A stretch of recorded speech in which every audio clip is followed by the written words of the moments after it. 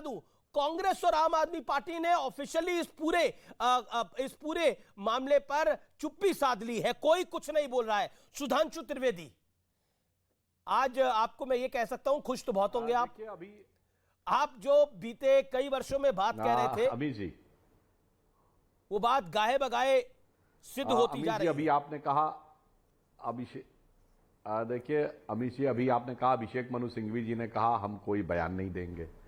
अभी देखा भाटी जी ने क्या कहा, हम स्वागत भी करते हैं, और चेहरे के ऊपर पीड़ा भी झलक रही थी। तो पहले तो इनके लिए एक पंक्ति कह के विषय शुरू करता हूं। आज जो विपक्ष की हालत इस जजमेंट के बाद हुई है कि न तुम ही मिले और न मयस्सर तुम्हारी दीद हुई, तुम ही कहो ये मुहर्रम हुई कि ईद हुई।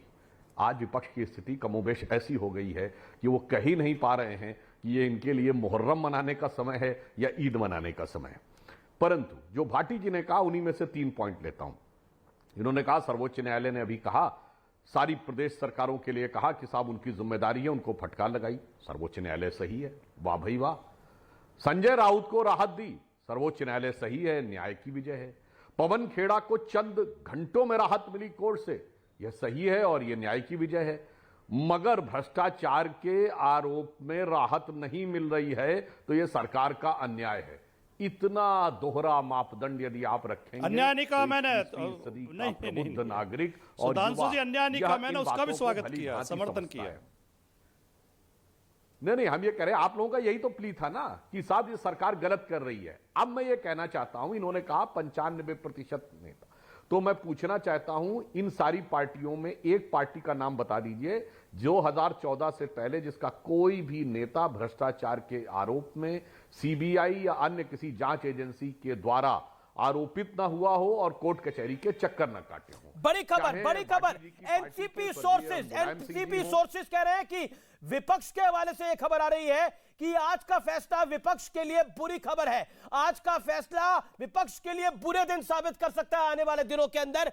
ये इस पर मैं सीधा रिएक्शन लेता हूं। आनंद दुबे, क्यों बुरे दिन लग रहे हैं आप लोगों को? अमीश भाई नमस्कार। देखिए, कोई बुरे दिन नहीं है। हम अगर अदालत के पास नहीं जाएं तो हम कहां जाएं? यदि हमें कोई पीड़ा हो रही है, हम पर कोई दबाव बनाया जा रहा है, तो हम अदालत के पास जाएंगे। अब अदालत जो फैसला करता है हमें सर्वमान होता है, क्योंकि हम जानते हैं कि इस अदालत के ऊपर भी एक जनता की अदालत है जहां हमें भविष्य में जाना है, हम वहां भी अपनी बात कहेंगे। मैं सिर्फ ये पूछना चाहता हूं, सुधांशु भैया यहां बैठे हैं, सुधांशु भैया आप ईमानदारी से बताइए कि क्या सीबीआई और ईडी का जिस प्रकार उपयोग आप लोग कर रहे हैं वो सही है या गलत है? ये आप जानते होंगे। क्योंकि उपयोग कह रहा हूं मैं दुरुपयोग कह भी नहीं रहा हूं। उपयोग इसलिए कह रहा हूं कि आप हमें सिखा रहे हैं भविष्य के लिए, यदि हम कभी सरकार में आएंगे तो ऐसे ही चुन चुनकर कैसे किस संस्था का उपयोग करना है ये हम आपसे सीख रहे हैं। ये हो गई पहली बात। जी, ये हो गई पहली बात। सुधांशु इसका जवाब, आप उपयोग कर रहे हैं, वो दुरुपयोग नहीं कह रहे उपयोग कर रहे हैं। देखिए एक कहावत होती है, दिल की आरजू लबों पे आ ही गई। यही शब्द केजरीवाल भी बोल चुके हैं, कांग्रेस पार्टी भी बोल चुकी है और आनंद दुबे जी भी बोल रहे हैं। तो मैं याद दिलाना चाहता हूं, क्या इस देश की न्याय व्यवस्था पे भरोसा नहीं है? दुरुपयोग तो किया था। हिंदू आतंकवाद के सारे झूठे केस मढ़े थे ना, सब अदालत की चौखट पर औंधे मुंह गिरे थे और किसी भी केस में चार्जशीट नहीं फाइल कर पाए थे। एक होता है, देखिए वकील हैं, वाजपेयी जी वकील हैं और बेहतर समझते होंगे, एक होता है कि कंप्लेन, फिर एफआईआर, फिर चार्जेस फ्रेम करना, फिर चार्जशीट फाइल करना, फिर कन्विक्शन कराना। अरे कन्विक्शन जजमेंट तो छोड़िए, चार्जशीट नहीं फाइल कर पाए थे क्योंकि सब कोर्ट में औंधे मुंह गिरे थे। भ्रष्टाचार के 2G घोटाले से लेकर कोयला घोटाले तक के किसी भी केस में सरकार जांच कराने को राजी नहीं हुई थी, सब अदालत से जाकर हुए थे। मगर मैं एक बात कहना चाहता हूं अमीश जी, आज पोल दूसरी भी खुल गई। जो लोग कहते थे लोकतंत्र पे अटैक है, लोकतंत्र पे नहीं। ये सारी पार्टियां वो हैं जो राजतंत्र की पार्टियां हैं, लोकतंत्र का चोला ओढ़कर अपनी अपनी पार्टी का राजतंत्र चला रहे हैं।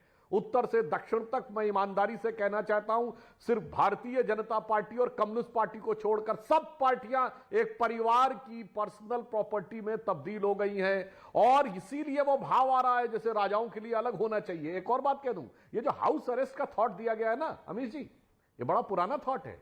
ये अंग्रेजों के जमाने में जो अरेस्ट होते थे, हाउस अरेस्ट ही होते थे, किसी पैलेस में या किसी लेविश बंगले में। पूरी साजो कहते हैं हमारे लुटियंस के बंगले में, हमारे साउथ दिल्ली के बंगले में, हमारे साउथ बॉम्बे के बंगले में, हमारे अच्छे किसी मकान में हमें हाउस अरेस्ट कर लीजिए। मतलब आनंद दुबे जी, एक कहावत है जो मैंने कार्यक्रम के शुरुआत में बोली, पुरानी कहावत है, इसमें आपका नाम भी आता है, चौबे जी गए छब्बे बनने, लेकिन दुबे बन के वापस लौट आए।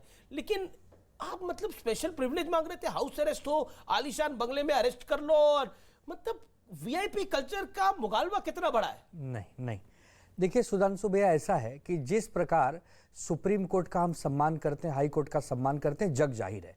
जब सुप्रीम कोर्ट में हमारी याचिका चल रही थी तो सुप्रीम कोर्ट ने कहा कि 10 दिन का आपको समय क्या दिया, आपने तो पूरी सरकार बना ली।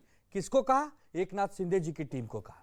सुप्रीम कोर्ट में जब हम गए कि चुनाव आयोग हमारे साथ छल कर सकता है, चुनाव आयोग ने पूरी पार्टी उठाकर दूसरे व्यक्ति को दे दी जिसका पार्टी से कोई लेना देना नहीं है, हम वहां भी सुप्रीम कोर्ट गए। तो हम सुप्रीम कोर्ट जाते हैं सम्मान में, लेकिन हमें दुख तब होता है कि जब परिवारवाद का आरोप आप लगाते हैं और उसी परिवारवाद के लोगों के साथ 30-30 साल आप रेड कारपेट बिछाते हैं, अपनी गाड़ी के बगल वाली सीट पे बिठाते हैं, चाहे अकाली दल हो, चाहे शिवसेना हो, चाहे आपके जम्मू कश्मीर की पीडीपी हो, तब आपको याद नहीं आता कि परिवारवादी पार्टियों के नजदीक क्यों जाएं हम, क्यों जाएं जब ये परिवारवादी पार्टियां। ये एक वैलिड पॉइंट है, आप लोग सिलेक्टिव हो। और उन्होंने बोला कि हम कोई प्रिविलेज नहीं मांग रहे थे, हम लोकतंत्र में कोर्ट पे तो जाने का हमारा अधिकार है। हाउस अरेस्ट की कोई भी कहानी होगी, लेकिन आप तो फ्लैट पे हाउस अरेस्ट होना चाह रहे थे, बंगले में नहीं। आनंद दुबे, देखिए ऐसा नहीं, मतलब पता क्लियर कर दीजिए। नहीं, मैं एक बात क्लियर कर रहा हूं कि जिस प्रकार संजय राउत साहब की गिरफ्तारी हुई थी, आदरणीय कोर्ट ने फटकार लगाई थी, हमने और खबर को कहा रिपोर्ट करा था। अच्छा, एक सेकंड, अभी आप फ्लैट में हाउस अरेस्ट होना चाह रहे थे, या बंगले में या महल में, किस में हाउस अरेस्ट? नहीं, क्यों, जहां जो रहता है आप वहां मतलब होना चाहते हैं। नहीं, यही बोला, जो जहां रहता है आप उसको वहां हाउस अरेस्ट कैसे कर सकते हैं? अगर उसने कोई भ्रष्टाचार ही नहीं किया, कोई गुनाह ही नहीं किया, आप कैसे पकड़ेंगे? महलों में तो मोदी जी रहते हैं, मोदी जी के लोग रहते हैं, वहां पे तो नहीं रहते। सुधांशु त्रिवेदी, हाउस अरेस्ट में एक बात बताइए, आप लोग भी हर बात का विरोध करते हैं, गिरफ्तार भी करना है तो वो तो फ्लैट पे गिरफ्तार होना चाह रहे हैं, कोई तो डिमांड मानिए इनकी आप लोग। देखिए अमीश जी, ये अंग्रेजों के जमाने का रोग है। कभी कभी किसी चीज के लिए मजाक में कहा जाता है ये अंग्रेजों के जमाने का है। ये अंग्रेजों के जमाने में आज के तथा कथित स्वतंत्रता आंदोलन के महानायक, जो बाद में सारा सत्ता की मलाई खाए, ये सब ऐसे ही हाउस अरेस्ट होते थे, बड़े बड़े बंगलों में। मैं नाम नहीं देना चाहता, कुछ के घरों में पैलेस लिखा था, फला पैलेस में हाउस अरेस्ट थे। तो ये वैसा ही चाहते जैसा कि उस जमाने में सरकार बहादुर, वाइसराय बहादुर इनको देते थे, वैसा ही आज चाह रहे हैं। मगर अभी आनंद जी ने एक बात कही कि हम परिवारवादी दलों के साथ थे। मान्यवर, मैं विनम्रता से कहना चाहता हूं, स्वर्गीय बाला साहब ठाकरे जी के समय में यह पार्टी परिवारवादी नहीं थी। जब 1995 में सरकार बनी, वो चाहते तो खुद मुख्यमंत्री बन सकते थे, उन्होंने नहीं बनाया, मनोहर जोशी जी को बनाया। वो वीडियो भी अवेलेबल है जहां पर कि वो भाषण दे रहे हैं और उद्धव ठाकरे जी और राज ठाकरे जी दोनों बगल में बैठे हैं, और बाला साहब ठाकरे जी कह रहे हैं, मैं चाहता तो इनमें से किसी को भी बना सकता हूं, मगर ठाकरे परिवार का व्यक्ति मंत्री नहीं बनेगा।